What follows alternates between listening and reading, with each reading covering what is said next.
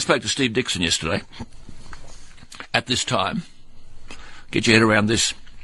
The One Nation leader in Queensland. We're talking about gas and coal. And Pauline Hanson's party are not going to allow agricultural land to be dug up just to get Turnbull, Frydenberg, Morrison and co out of trouble. You heard me on this with Peter Credlin on Tuesday night on television, and thank you for your letters about the program. And this week on air.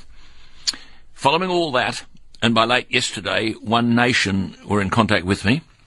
They sent me a copy of a letter they had written, Pauline had written, to the Prime Minister, warning him, in her words, quote, "A small clutch of petroleum companies neither pays for our gas nor pays income tax on the profits made on the export of our gas, nor provides gas to Australia," wrote Pauline.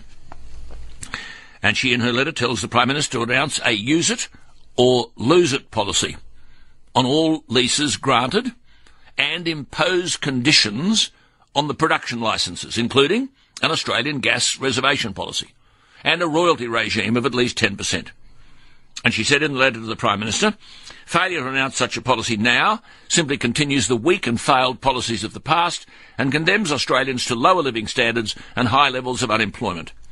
Failure, she said, will mean our natural advantage in abundant natural gas will continue to be given to other countries, effectively giving away jobs. She said in the letter to the Prime Minister, which she sent to me, the endless talk by government about meeting international agreements on carbon emissions is of no interest to me or the 18% of Queenslanders who support One Nation. We want market intervention to address the failed gas market. Of the strategies so far announced by the Turnbull government, Pauline Hanson wrote, these strategies are short-term and simply allow the likes of the Queensland cartel liquid natural gas producers to offset their export losses by gouging East Coast consumers. She makes the further point that the real gas problem is in Queensland and New South Wales, where Australians pay 2 to 3 times the recommended price per gigajoule. She said, if you persist in doing nothing about Commonwealth-owned gas in retention licences, that is, there are licences there, it's like licence banking. The licences exist, some as old as 30 years, then she said, you'll lose government. And we'll see Bill Shorten as Prime Minister. She says, as you know, I briefed you on this issue not so long ago. And while you listened without interruption and said it was interesting, you've done nothing. She said, in the meantime, thousands of homes have been cut off for failure to pay world-high prices. And businesses are about to shut, and thousands will be looking for jobs that you sent offshore. Pauline Hanson. However, listen to this.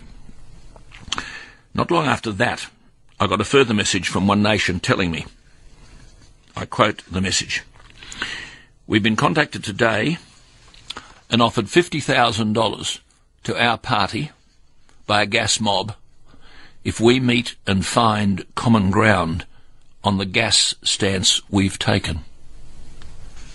Dickheads did it by text message. One Nation to me. My response back was simple. Not surprising, I said, this is how they operate. They try to buy everybody off. Remember, I told you after I interviewed Steve Dixon yesterday, and he indicated that they wouldn't be allowing prime agricultural land to be destroyed just to accommodate foreign-owned mining interests, coal or gas.